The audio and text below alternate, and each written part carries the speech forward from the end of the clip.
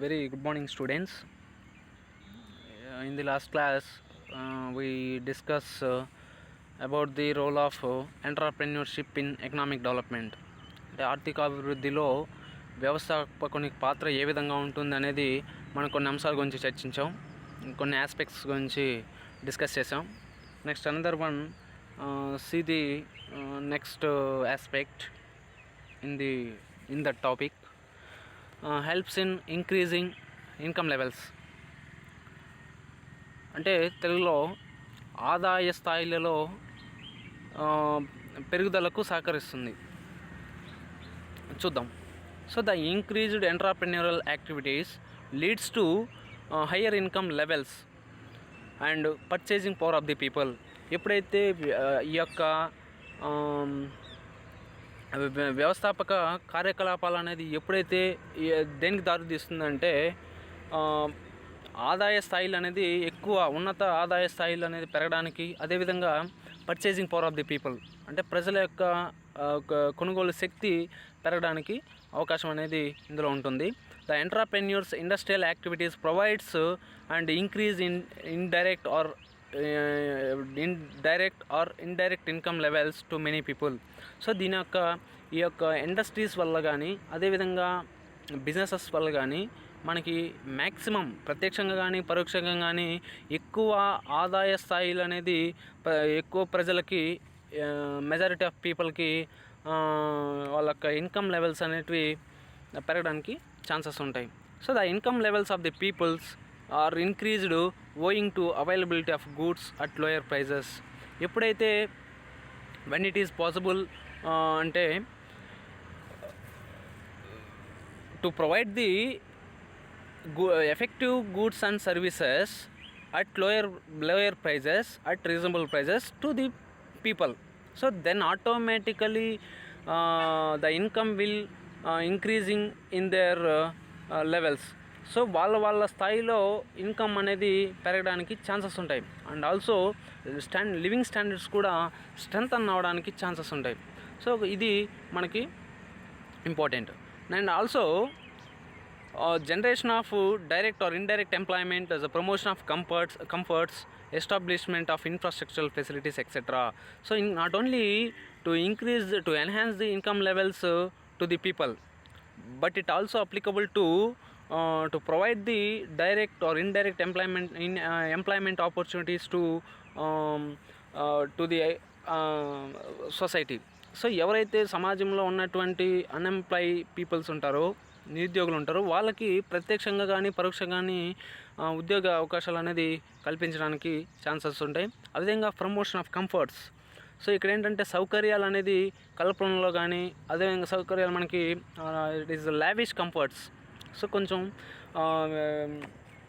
Luxurious comforts అనేది మనకి సౌకర్యాలు అనేది వాటి యొక్క క్రియేషన్ ఆఫ్ కంఫర్ట్స్ అనేది కూడా మనకి చాలా important. And establishment of infrastructural facilities, it is very very important. ఎప్పుడైతే when to develop the infrastructural facilities to the many sectors, ఎప్పుడైతే వివిధ రంగాలకి మనం ఇన్ఫ్రాస్ట్రక్చరల్ ఫెసిలిటీస్ అంటే like power, banking services, insurance, అదేవిధంగా engineering, teachers, doctors and railways, roadways. So these are the services, infrastructural facilities. So ఈ యొక్క power కానీ, ఈ యొక్క ఫ్యూయల్ కానీ, రోడ్వేస్ కానీ, రైల్వేస్ కానీ, ఇన్సూరెన్స్ కానీ, బ్యాంకింగ్స్ కానీ, కమ్యూనికేషన్ టెక్నాలజీ కానీ, ఇవన్నీ మనకి ఇన్ఫ్రాస్ట్రక్చరల్ ఫెసిలిటీస్. ఎప్పుడైతే ఇవి డెవలప్ అవుతాయో automatically it leads to the entire development of the economy of any country. So ఏ దేశమైనా కానీ ఆర్థికంగా డెవలప్ అవడానికి, అభివృద్ధి చెందడానికి అవస్థాపన సౌకర్యాలు అనేది చాలా ఇంపార్టెంట్. సో అవి మనం పెరుగుదల అనేది ఇందులో ఉంటుంది, హెల్ప్ చేయడం. వాటి యొక్క కల్పన కోసం ఈ యొక్క ఎంటర్ప్రెన్యూరల్ యాక్టివిటీస్ అనేది చాలా important. Next, contributes of exporting అంటే తెలుగులో ఎగుమతులకు దోహదం చేస్తుంది, అంటే ఎగుమతులని చేయడానికి కోసం దోహదం చేస్తుంది. The increased entrepreneurial activities not only provides the required goods and services to the people.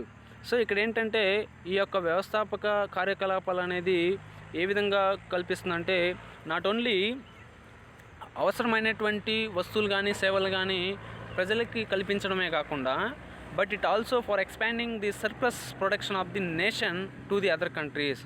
So ఏదైతే మనకి ఈ యొక్క మిగిలి ఉన్నటువంటి ఆ యొక్క ప్రొడక్షన్ సర్ప్లస్ ప్రొడక్షన్, సో మిగిలి ఉన్నటువంటి ఉత్పత్తి అనేది వాటిని ఇతర దేశాలకి, మన ఫారిన్ కంట్రీస్కి, ఫారిన్స్కి మనం ఎక్స్పోర్ట్ చేయడానికి ఇది చాలా హెల్ప్ఫుల్గా ఉంటుంది. అదేవిధంగా it means the country shall become self sufficient and earns foreign exchange. So ఇక్కడ ఏంటంటే ఏ దేశమైనా కానీ, నాట్ ఓన్లీ ఇండియా, సో ఏ దేశమైనా కానీ ఎప్పుడైతే the exports will increase when exports the surplus production to the other nations. So ఇతర దేశాలకి మనం ఎప్పుడైతే ఎగుమతి చేస్తామో ఆటోమేటిక్గా ఏమవుతుందంటే బికేమ్ సెల్ఫ్ సఫిషియంట్. సో మనకి మిగిలిన తర్వాత ఉన్నటువంటి ఎగ్జిస్టింగ్ ప్రోడక్ట్స్ని మనం ఏం చేస్తామంటే ఎక్స్పోర్ట్ చేస్తాం. సో దాని ద్వారా మనం ఏం చేస్తాం, we will get the foreign exchange, we will get the income from other countries through the exchange of foreign currency. So ఎప్పుడైతే మనం ఆ యొక్క ఫారిన్ కరెన్సీ ద్వారా, ఫారిన్ ఎక్స్చేంజ్ ద్వారా మనం మన దేశానికి ఆదాయ స్థాయిలు అనేది పెరగడానికి ఛాన్సెస్ ఉంటాయి. And also exporting of surplus goods and services. So ఇక్కడ ఏంటంటే మనం మిగిలి ఉన్నటువంటి వస్తువులు కానీ సేవలు కానీ ఎగుమతి చేయడం ద్వారా మనం దాని ద్వారా ఏం చేస్తామంటే విదేశాల నుంచి మనం సంపద అనేది, అదే ఆదాయాలు అనేది మనం ఆర్జించడానికి ఛాన్సెస్ ఉంటాయి. So but it is very very important. So contributes of exporting. ఇప్పుడు కానీ we motivate the exports of surplus products and services and demotivate the imports of products and services. So మనకి ఏవైతే అవసరాలు ఉంటాయో మాత్రమే ఇంపోర్ట్ చేసుకోవాలి. So ఏవైతే మనకి ఎక్సీడ్ అయి ఉంటాయో ఎక్సీడ్ ప్రోడక్ట్స్ అండ్ సర్వీసెస్ని మనం ఎక్స్పోర్ట్ చేయాలి. సో దాని ద్వారా మనం ఏం చేస్తాం, we will get the income to our country. Next, generates capital. So ఇక్కడ ఏంటంటే మూలధనం అనేది సృష్టించబడడం జరుగుతుంది. సో మూలధనం అనేది కూడా మనకి capital. Without capital there is no enterprises. So ఇక్కడ మూలధనం లేకపోతే ఇక్కడ మనకి బిజినెస్ కానీ లేకపోతే ట్రేడ్ కానీ అదేవిధంగా మ్యానుఫ్యాక్చరింగ్ ఇండస్ట్రీస్ కానీ ఉండవు. The increased entrepreneurial activities helps in generating the scarce capital. So ఇక్కడ ఏమంటే ఎప్పుడైతే వ్యవస్థాపక కార్యకలాపాలు పెరుగుతాయో ఆటోమేటిక్గా మనకి ఏమవుతుందంటే స్కేర్ క్యాపిటల్ అనేది, అంటే క్యాపిటల్ కొరత అనేది మనకి ఎదురవ్వకుండా ఉండడానికి అవకాశం ఉంది. సో కాబట్టి ఇక్కడ ఏంటంటే మనం క్యాపిటల్ అనేది మనం గ్యాదర్ చేసుకోవచ్చు. So the entrepreneur acts as a middle man between the investors and enterprise. So ఇక్కడ వ్యవస్థాపకుడు దేనికి మధ్య ఒక మధ్యవర్తిగా ఉంటాడంటే పెట్టుబడిదారులకి అదేవిధంగా సంస్థలకి, పరిశ్రమలకి మధ్య ఒక సంధానకర్తగా ఉంటాడు. And raises capital from the various source. So ఇక్కడ ఏం చేస్తాడు, ఆటోమేటిక్గా అతను ఇతర మార్గాల ద్వారా కానీ ఇతర వనరుల ద్వారా కానీ మూలధనం అనేది సేకరణ అనేది జరుగుతుంది. సో బ్యాంక్స్ నుంచి కావచ్చు, లేకపోతే ఫైనాన్షియల్ ఇన్స్టిట్యూషన్ నుంచి కావచ్చు, ఫ్రెండ్స్ నుంచి కావచ్చు, రిలేటివ్స్ నుంచి కావచ్చు, లేకపోతే ఓన్ అసెట్స్ నుంచి కావచ్చు. సో ఈ విధంగా so the capital so raised is used for setting up of a new business for creating goods and services. So ఎప్పుడైతే ఇతను మూలధనం సమీకరణ ద్వారా ఆటోమేటిక్గా ఏం చేస్తాడు, he set up a new business enterprise for creating goods and services to satisfy the consumer needs and wants. So ఇక్కడ ఏం చేస్తాడు, ఆ మూలధనం ద్వారా ఒక వ్యవస్థని, ఒక సంస్థను నెలకొల్పి, ఒక వ్యాపార సంస్థను నెలకొల్పి, సో తద్వారా నూతనమైనటువంటి అంటే న్యూ ప్రోడక్ట్స్ అండ్ సర్వీసెస్, కొత్త వస్తువులని, కొత్త సేవలని వాటిని ఉపయోగించి ప్రొడ్యూస్ చేసి, సో తద్వారా ఏం చేస్తాడు, వినియోగదారుల యొక్క కోరికలు అదే కానీ ఆ కోరికల్ని సంతృప్తిపరచడం జరుగుతుంది. So their high growth rate of capital formation indicates the economic development of a country. So ఎప్పుడైతే హై గ్రోత్ రేట్ అనేది మనకి ఉంటుందో ఈ యొక్క ఎంటర్ప్రెన్యూరల్ యాక్టివిటీస్లో బాగా వృద్ధి అనేది ఉంటుందో దానివల్ల ఆటోమేటిక్గా ఏమవుతుందంటే ఎకానమీ ఇండియన్ ఎకానమీ కానీ లేకపోతే వేరే డిఫరెంట్ కంట్రీస్ యొక్క ఆర్థికంగా ఏమవుతుందంటే డెవలప్ అవడానికి ఛాన్సెస్ ఉంటుంది. So next enables effective utilisation of resources. So ఇక్కడ ఏంటంటే మనకి ప్రకృతి వనరుల యొక్క వినియోగం అనేది చాలా ప్రభావవంతంగా ఉంటుంది. సో ప్రకృతి natural resources let us see. A country's economic development always depends on the utilization of its natural resources.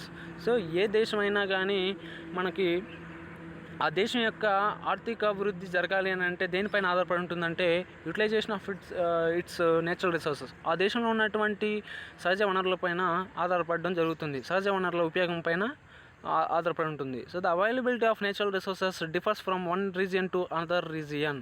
So ఒక ప్రాంతానికి సంబంధించి మరొక ప్రాంతానికి అనేది ప్రకృతి వనరుల యొక్క లభ్యత అనేది కూడా మనకి వాటి మధ్య తారతమ్యాలు అనేది డిఫరెన్సెస్ అనేది ఉంటాయి. సో ఇప్పుడు ఫర్ ఎగ్జాంపుల్ తీసుకోండి, హిల్ ఏరియాస్లో ఒకలాగా ఉంటుంది, డౌన్ ఏరియాస్లో ఒకలాగా ఉంటుంది. సో హిల్ ఏరియాస్లో మనకు water resource, for example water అనుకోండి, ద స్కేర్సిటీ ఆఫ్ వాటర్ అనేది is available in hill areas like upward areas. And downward ఏరియాస్లో ఏమవుతుందంటే వాటర్ లెవెల్స్ చాలా ఎక్స్ట్రీమ్గా మనకి ఎక్కువగా ఉంటాయి, వాటర్ లెవెల్స్ అనేది స్టోరేజ్ అనేది ఎక్కువగా ఉంటాయి. సో ఈ విధంగా లైక్ ఏరియా ఆఫ్ ల్యాండ్ కావచ్చు, ఈ విధంగా డిఫరెంట్ సిమిలారిటీస్ అనేది ఉంటాయి. అదేవిధంగా when available resources such as climate, soil, rainfall, mineral mines, sources of power and gas, etc. are effectively used, the economy is assured of rapid growth and economic development of a country. ఎప్పుడైతే ఈ యొక్క resources అనేది మనకు అందుబాటులో ఉంటాయి, like ఏది climate, వాతావరణం కావచ్చు, భూమి కావచ్చు, అదేవిధంగా రెయిన్ఫాల్, వర్షపాతం కావచ్చు, mineral mines like petroleum, gases or coal, బొగ్గు ఇలాంటివి కావచ్చు, అదేవిధంగా సోర్సెస్ ఆఫ్ పవర్, గ్యాస్ అంటే విద్యుత్ యొక్క వనరులు కావచ్చు, అదేవిధంగా గ్యాస్ నిక్షేపాలు కావచ్చు, ఇలాంటివి ఎప్పుడైతే మనం ఎఫెక్టివ్గా వాటిని యూజ్ చేసుకుంటామో automatically economic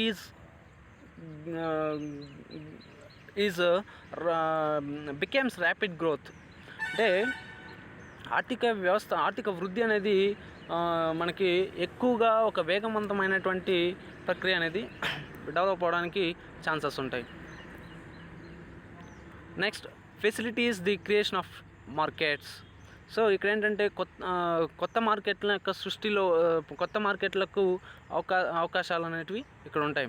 so the entrepreneurial activities leads to increased production of goods and services. So ఈ యొక్క వ్యవస్థాపక సౌకర్యాలు అనేది ఎప్పుడైతే పెరుగుతాయో then automatically to increase the production of goods and services. So this is automatically leads to creation of new markets and new customers for the new enterprise.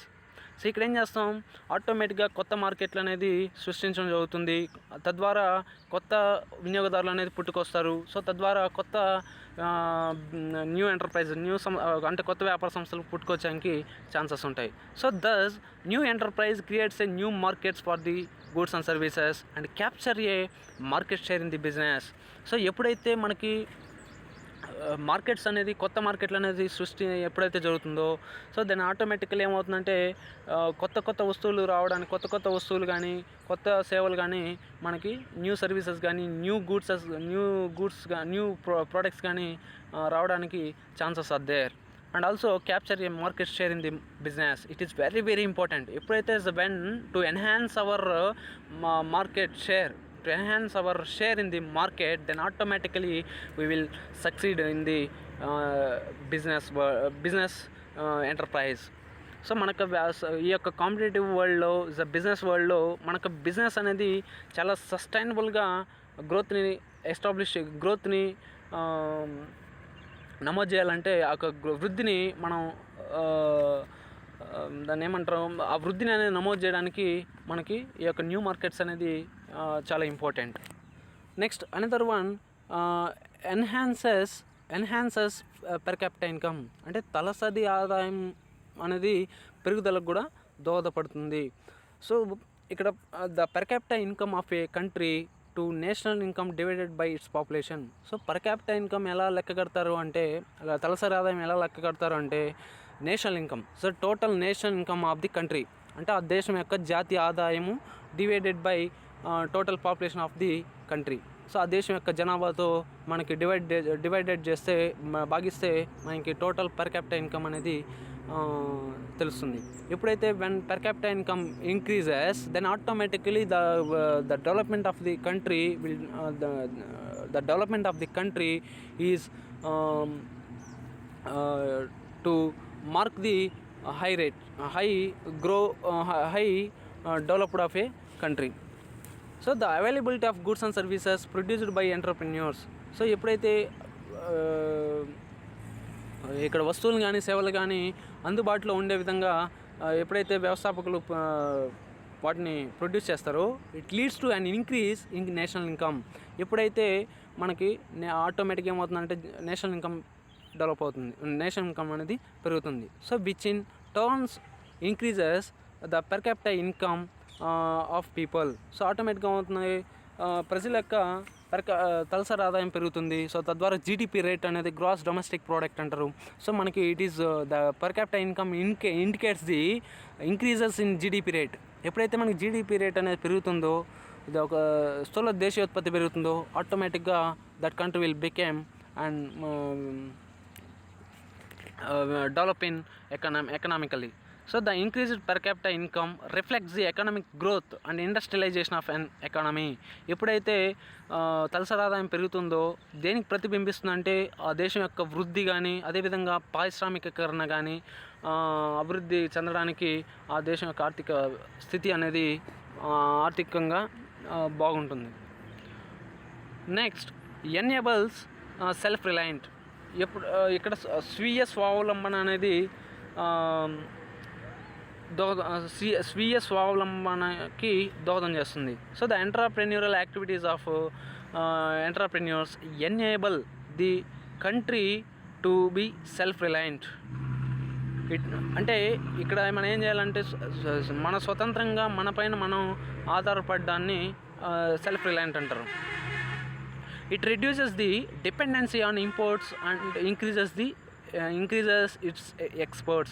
ఎప్పుడైతే దిగుమతుల పైన ఆధారపడడం తగ్గుతుందో, ఎప్పుడైతే ఎగుమతులు పెరుగుతాయో, ఆటోమేటిక్గా we will become as self-reliant country. So ఒక స్వీయ స్వావలంబన దేశం అనేది అప్పుడు ఏర్పడుతుంది. So therefore our country become self relianted by producing goods and services required by the society. ఎప్పుడైతే సమాజానికి అవసరం మేరకు వస్తు సేవలని ఉత్పత్తి చేస్తుందో, ఆటోమేటిక్గా that country will develop. So the reduced dependency on foreign countries and their produce indicates a strong balance of payments of our country.